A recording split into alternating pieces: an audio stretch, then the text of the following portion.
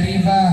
Semoga Allah Ta'ala panjangkan umurnya, Allah luaskan rezekinya, Allah tambah keistiqomahannya, amin ya rabbal. Juga yang sama-sama kita hormati Sahibul Bait, pimpinan Majelis Safinatun Najah, semoga Allah panjangkan umurnya, Allah luaskan rezekinya, Allah tambah semangatnya, amin ya rabbal. Hadirin yang dirahmati oleh Allah, Allah Ta'ala mengatakan dalam Al-Quran, ya ayyuhalladzina amanu taqullaha wabtagu ilahil wasilah. Wahai orang-orang beriman, bertakwalah kalian kepada Allah dan carilah pelantara wasilah untuk mendekatkan diri kepadaku. Allah nyuruh kita bertakwa dan menyuruh kita untuk mencari pelantara. Ulama mengatakan di antara syarat wasilah, maka pelantara tersebut harus mulia, harus agung, dan tidak ada makhluk yang paling mulia, yang paling agung, yang paling Allah cintai melebihi kecintaan Allah pada Habibuna Muhammad. Nabi Adam ketika berbuat dosa memakan buah hulbi, Allah Ta'ala turunkan di dunia. Puluhan tahun taubat, berbagai cara dilakukan agar diterima taubatnya, belum juga diterima. Kapan Nabi Adam Allah terima taubatnya? Ketika menyebut nama Rasulullah. Sedina Adam mengatakan, Allahumma bijahi Muhammad faghfir dzunubi. Wahai Allah, dengan keagungan nama Muhammad, maka ampunilah dosaku. Allah Ta'ala mengatakan, wahai Adam, dari mana engkau tahu nama mulia tersebut sedangkan aku belum menciptakannya? Nabi Adam mengatakan, wahai Allah, ketika aku masih di surga, aku melihat setiap tiang-tiang arasmu tertulis kalimat la ilaha illallah Muhammadur Rasulullah. Tidak akan engkau menyandingkan namamu dengan nama suatu makhluk kecuali makhluk tersebut adalah makhluk yang paling mulia, makhluk yang paling agung, makhluk yang paling kau cintai. Maka karena kecintaan engkau ya Rabb pada makhluk tersebut, ampunilah dosaku. Maka Allah Ta'ala mengampuni dosa Nabi Adam karena berkahnya Habibuna Muhammad. Pernah suatu saat, hadirin, ini para sahabat sedang ngumpul membicarakan tentang siapa Nabi termulia. Ada sahabat yang mengatakan Nabi paling mulia adalah Nabi Adam karena para malaikat sujud pada Nabi Adam. Kemudian ada lagi sahabat yang bilang Nabi paling mulia adalah Nabi Nuh karena Allah selamatkan ketika dimakan oleh ikan paus. Ada lagi sahabat yang bilang Nabi paling mulia adalah Nabi Ibrahim karena gak mempan dibakar oleh api ketika menghadapi Raja Namrud. Ada lagi sahabat yang bilang Nabi paling mulia adalah Nabi Sulaiman karena bisa berbicara dengan hewan. Ada lagi sahabat yang mengatakan Nabi paling mulia adalah Nabi Isa karena bisa menghidupkan orang yang telah meninggal. Kemudian Sayyidul Wujud Habibuna Muhammad mendatangi sahabat mengatakan, wahai para sahabatku, kalian memang benar, Nabi Adam memang mulia, Nabi Ibrahim memang mulia, Nabi Nuh memang mulia, tapi ingat, ana sayyidu waladi Adam wala fahar. Aku adalah pimpinan anak cucu keturunan Adam, bukan karena sombong. Adam wa pandunahu tahta liwa'i yaumal qiyamah. Sekalipun Nabi Adam dan nabi-nabi setelahnya nanti fi yaumil qiyamah di bawah benderanya Rasulullah. Hadirin yang dirahmati oleh Allah, ulama mengatakan innallaha ja'ala ma yata'allaq bin nabi syarif musyarrafan. Allah menjadikan setiap sesuatu yang berkaitan dengan nabi menjadi sesuatu yang paling mulia, termasuk kita umatnya. Begitu Allah Ta'ala muliakan kita umat akhir zaman. Nabi mengatakan dalam hadis, innal jannah hurimat alal umam hatta nadhuluha wal jannatu hurimat alal anbiya hatta adhuluha. Allah Ta'ala haramkan itu surga dimasuki oleh umat manusia sebelum kita umat akhir zaman memasukinya. Dan juga Allah Ta'ala haramkan para nabi memasuki surga sebelum Nabi Muhammad memasukinya. Begitu Allah Ta'ala muliakan kita umat akhir zaman, bukan karena paling banyak jumlahnya, bukan karena adanya di akhir sehingga setelah berpengalaman dari umat-umat sebelumnya, tapi alasan utama Allah jadikan kita umat yang paling mulia karena ini adalah umatnya Sayyidina Baginda Nabi besar Muhammad. Makanya kalau kita mau masuk surga ngandalin amal repot. Betul? Ibu, kalau kita mau masuk surga ngandelin amal repot, benar? Kita lihat dalam sejarah ini Nabi Adam asalnya di surga, betul? Kemudian Allah Ta'ala turunkan ke dunia, kenapa? Karena membuat satu kesalahan. Berapa kesalahan? Berapa? Satu kesalahan. Kita banyak dosa malah mau masuk, kan repot, benar gak? Untung umatnya Rasulullah. Begitu Allah Ta'ala cintai kita, kenapa? Karena Nabi sayang sama kita. Pernah suatu saat Ummul Mukminin Sayyidah Aisyah, beliau sedang menjahit baju. Ahlan masakan Ustaz Fitung, Masya Allah. Ini artis kita baru datang, Fadol Gai. Lanjut. Sallu ala Nabi Muhammad. Pernah suatu saat Ummul Mukminin Sayyidah Aisyah, beliau sedang menjahit baju dengan penerangan lampu lilin seadanya. Lagi jahit baju, hadirin, ini jarumnya jatuh. Kemudian Sayyidah Aisyah nyari-nyari jarum tersebut. Lagi nyari jarum, lilinnya mati, sehingga susah lama nyari nggak dapat. Kemudian Nabi Muhammad SAW memasuki kamar beliau sehingga terang benderang itu kamar. Langsung Sayyidah Aisyah bisa dengan mudah mendapati jarum tersebut. Sayyidah Aisyah mengatakan, ya Rasulullah, tadi aku nyari-nyari jarum lama nggak ketemu, tapi ketika engkau masuk seakan-akan bulan purnama yang masuk, aku bisa dengan mudah mendapati jarum tersebut. Nabi ketika dipuji oleh istrinya Sayyidah Aisyah, beliau senang mendoakan untuk istrinya. Apa kata Rasul? Allahumma gfirli Aisyah min dzambiha ma taqaddamat wa ma ta'akharat wa ma asarat wa ma a'lanat. Ya Allah, tolong ampuni Aisyah dosa-dosanya yang telah lalu maupun yang akan datang, yang terang-terangan maupun yang sembunyi-sembunyi. Ini dalam riwayat, hadirin, Sayyidah Aisyah saking senangnya sampai beliau loncat-loncat. Kemudian Rasulullah mengatakan, ya Aisyah, ayasurki biduai, apakah kau senang karena doaku? Sayyidah Aisyah mengatakan, tentu saja wahai Nabi, ketika engkau berdoa aras bergetar, gak mungkin ditolak doamu. Aku senang luar biasa karena engkau mendoakan khusus untukku. Kemudian Rasul mengatakan, wallahi innaha la du'ai umati fi kulli shalah. Ketahuilah wahai Aisyah, itu adalah doa yang aku berikan untuk umat akhir zaman setiap aku selesai sholat. Doanya Nabi untuk istrinya sama, untuk kita umatnya sama. Doanya Rasul untuk anaknya sama, untuk kita umatnya sama. Doanya Nabi untuk cucunya sama, untuk kita umatnya sama. Sama-sama dicintai Habibuna Muhammad.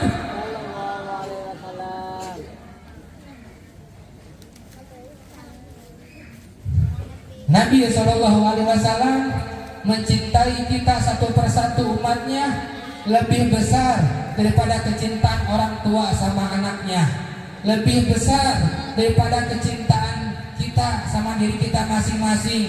Di antara bukti kecintaan Rasulullah pada kita umat akhir zaman, dulu hadirin, ketika Nabi dakwah ke Taif, Nabi datang ke kota Taif bukan minta makanan, bukan minta uang, tapi Rasul datang ke sana untuk mengajak mereka ke agamanya Allah Ta'ala, agar mereka penduduk Taif selamat di dunia wal akhirah.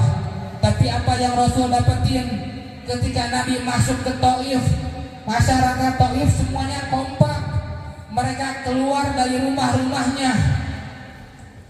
Wajah sucinya Rasulullah diludahin terang-terangan.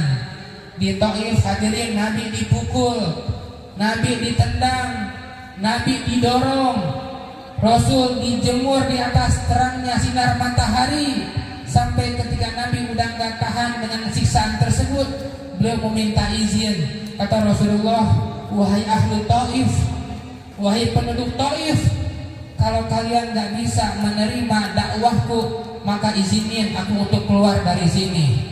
Ketika Nabi minta izin buat keluar, semua akses jalan menuju keluar ditutup hadirin. Cuma disisain satu pintu doang. Satu pintu tersebut dijaga dua barisan oleh para pemuda-pemuda Taif yang badannya kekar-kekar, yang siap melukai Rasulullah. Pimpinan mereka mengatakan, wahai Muhammad, seluruh pintu untuk keluar udah kita tutup. Kalau engkau mau keluar, cuman ada satu pintu doang. Nabi ngelihat pintu satu tersebut dijaga oleh para pemuda yang badannya kekar. Nabi nangis. Nabi nangis bukan karena takut, tapi Rasul nangis kasihan sama mereka. Takut mereka orang-orang Taif zalim sama Rasulullah, kemudian Allah Ta'ala marah sama mereka. Musuhnya masih dipikirin hadirin. Mulai ketika Nabi keluar lewat barisan tersebut, Nabi ditendang dari sebelah kanan, terpental ke sebelah kiri. Sudah di sebelah kiri, Nabi dipukul, terpental ke sebelah kanan. Dalam riwayat, wajah sucinya Rasulullah tersungkur ke tanah hadirin. Nabi keluar dari kota Taif diusir, diarak. Rasul keluar udah gak kuat berdiri. Beliau berjalan dengan lututnya sambil menahan tetesan darah yang keluar dari wajahnya, jangan sampai jatuh ke tanah. Kenapa?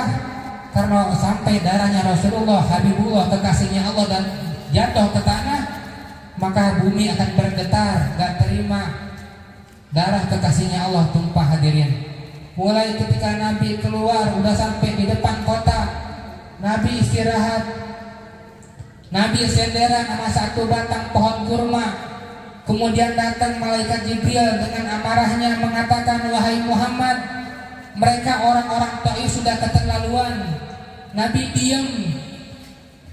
Bilang lagi, wahai Muhammad, mereka orang-orang Taif sudah keterlaluan. Nabi diam juga. Malaikat Jibril bilang lagi yang ketiga kali, wahai Muhammad, mereka orang-orang Taif udah kurang ajar, udah keterlaluan. Saya mewakili kemarahan seluruh malaikat akan melempar ini gunung api ke kota Taif agar mereka seluruh binasa, agar seluruhnya masyarakat orang-orang Taif meninggal, hancur. Nabi hadirin yang tadinya duduk sudah lemas, mendengar orang-orang Taif mau dilempar oleh gunung api, mau dibinasakan, Nabi berdiri. Beliau angkat tangannya, kata Rasulullah, maghfir qaumi fa innahum qaumun la ya'lamun. Ya Allah, tolong maafin mereka karena mungkin mereka enggak tahu ya Rabb. Nabi ngelanjutin doanya, kata Rasul, Allahumma hunna min asrabihimna alladzina yu'minu billahi wa la yusyriku bika syai'a. Wahai Allah, walaupun mereka sekarang enggak beriman kepadamu, aku berdoa, aku berharap nanti kelak dari zuriyah anak cucu keturunan orang-orang Taif ada yang mau beriman kepadamu. Musuhnya masih dipikirin hadirin, masih didoain, diharapkan taubatnya, diharapkan hidayahnya. Inilah akhlak Nabi kita Sayyidina Muhammad.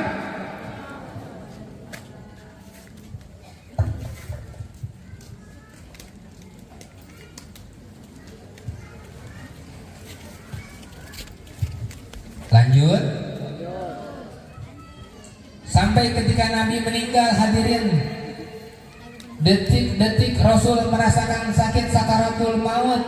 Kata ulama, rasa sakit sakaratul maut sebanding dengan 300 tebasan pedang. Ketika merasakan rasa sakit tersebut, Rasul mengatakan, ah ya Jibril, sungguh sakit rasa sakaratul maut ini wahai Jibril. Nabi ketika merasakan rasa sakit tersebut, beliau ingat kita umatnya. Di antara doa terakhirnya Rasul sebelum meninggal, beliau mengatakan, Allahumma syadid alayya wa khafif ala umati. Wahai Allah, lebih sakitkan lagi, lebih pedihkan lagi rasa sakit sakaratul maut ini. Aku ridho, aku rela ya Rob, asalkan sebagai gantinya Engkau ringankan seluruh rasa sakit sakaratul maut umatku. Akhlaknya Habibuna Muhammad. Sampai nanti di hari kiamat hadirin, di padang mahsyar, umat manusia berbondong-bondong datang ke Nabi Adam minta syafaat.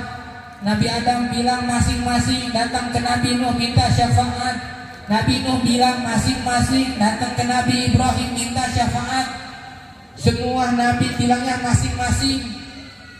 Cuma Rasul yang bilang ana laha. Aku untuk mereka para pengharap syafaat. Aku untuk mereka para pengharap penolong. Inna likulli nabiyyin da'watun mustajabah. Setiap nabi, setiap rasul, Allah berikan satu doa mustajab yang gak mungkin Allah tolak permintaan tersebut. Semua nabi sudah menggunakan doa mustajab tersebut ketika di dunia, kecuali Rasulullah. Rasulullah belum menggunakan doa mustajab tersebut. Kapan Nabi gunakan? Nanti yaumil kiamah, ketika kita umat akhir zaman meminta pertolongan syafaatnya pada Nabi, maka pada saat itu Rasul sujud di arasnya Allah Ta'ala mengatakan, ya Rabb ummati, wahai Allah, bagaimana umatku bagaimana? Sampai Allah mengatakan, ya Muhammad irfa' ra'sak wasfa' tusyafa. Wahai Muhammad, angkat wajahmu, berikanlah syafaat pada orang yang kau inginkan, pada orang yang kau ridhoi. Syekh Abdurrahman Ad-Dibai dalam maulidnya beliau mengatakan, sulusunya dahuluna jannata bighairi hisab. Sepertiga dari umatnya Nabi Muhammad masuk surga tanpa hisab. Semoga Allah Ta'ala jadikan kita bagian dari mereka. Amin ya Rabbal. Sepertiga yang kedua dari umatnya Rasulullah nanti di hari kiamat datang membawa dosa, tapi tetap Allah Ta'ala ampunin dosanya.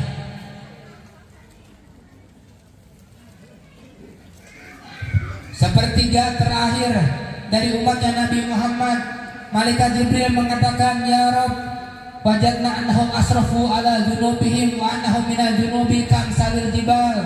Wahai Allah, sepertiga terakhir dari umatnya Rasulullah, mereka ini para pendosa-pendosa besar yang dosa mereka sudah melebihi gunung api besarnya, tapi hanya saja di hatinya masih ada sedikit keimanan kepadamu. Hanya saja di hatinya masih ada kalimat la ilaha illallah Muhammadur Rasulullah. Kemudian Allah Ta'ala mengatakan, sejelek-jeleknya umat kekasihku Habibuna Muhammad, selama di hatinya masih ada dua kalimat syahadat, maka di akhir nanti setelah mengalami proses yang panjang, dia akan masuk surga. Tapi mereka para pendosa besar masuk surga bukan karena amal ibadahnya, tapi mereka para pendosa masuk surga karena rahmatnya Allah Subhanahu. Begitu Allah Ta'ala mencintai Nabi Muhammad, sampai-sampai Rasulullah Allah Ta'ala izinkan untuk memberikan syafaat kepada umatnya yang sudah ada di dalam api neraka. Ketika Nabi sudah mempunyai izin untuk menolong umatnya yang sudah di neraka, hadirin, Rasul sebisa mungkin nyelamatin umat akhir zaman. Nabi pindah-pindahin umatnya yang udah di neraka, dipindahin ke surga sama Rasulullah. Sampai-sampai malaikat penjaga pintu neraka mengatakan, ya Muhammad, ma tarakta min ummati li ghadabi rabbik min nikmatin. Wahai Rasulullah, enggakah kau sedikit saja tinggalkan para pendosa besar dari umatmu sebagai pelampiasan kemarahan Allah Ta'ala karena dosa mereka ketika di dunia? Tetap Nabi mengatakan, wallahi la arda wahidan ummati finnar. Demi Allah, satu saja pada umatku di neraka, aku enggak ridho. Nabi mengatakan satu orang pun dari umat akhir zaman kita ada yang di neraka, Nabi enggak rela. Hadirin, kalau kita ziarah ke Masjid Nabawi, mau masuk ke Raudhah, di pintu gerbang Raudhah tertulis syafaati li ahli kabair min ummati, pertolonganku, syafaatku kata Rasul, aku peruntukkan untuk mereka para pendosa-pendosa besar dari umat ini.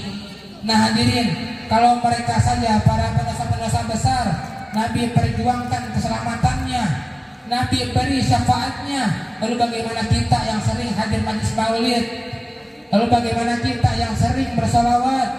Mudah-mudahan dengan berkahnya majlis maulid Allah berikan kita syafaatnya Nabi Muhammad. Allah mudahkan kita untuk memandang wajahnya Rasulullah. Allah izinkan kita untuk meminum telaga kausarnya Nabi nanti yaumil kiamah, langsung disuapin oleh tangan mulianya Habibuna Muhammad. Amin amin lebih fanfana bi barakatihim wa hadinal husna bi hurmatihim wa amitna fi tariqatihim wa muafati minal fitani. Amin amin ya rabbal. Hadirin, untuk melanjutkan silaturahim kita, dan insyaallah nanti saya rencana ke depan mau buka forum diskusi fikih. Antum yang punya Instagram bisa follow Instagram Al-Fakir Hasan_alatas 100. Hafal, Hasan_alatas 100. Mudah-mudahan Allah beri keberkahan pada kita semua. Amin ya rabbal. Assalamualaikum warahmatullahi wabarakatuh.